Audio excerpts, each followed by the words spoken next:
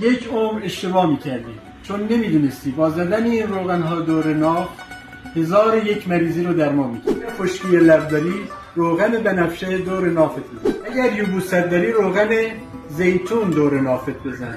اگر سردی معده داری، شکم پهلو داری، روغن زیره دور نافت بزن. اگه درد مفاصل داری، وزوز گوش داری، روغن سیاه‌دونه دور ناف بزن. اگه خواب آروم نداری، روغن بابونه دور نافت بزن. اگر حافظه ضعیفی داری، میخوای حافظت قوی بشه، روغن کندر دور نافت بزن.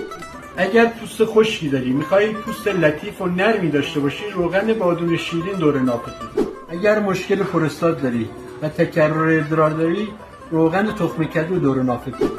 اگر زانو درد داری، روغن کرچک دور نافت بزنی، هم درد زانوهات میفته هم دزی موهات. اگر سردی رحم داری و مشکل تیروئید داری، روغن نارگیل دور نافت بزن. 3 تا ترمینال تو بدنه: پیشونی، ناف، کف پا. این ویدیو رو دست به دست کن. اگر کسی نیازی داشت از این پست استفاده کنید.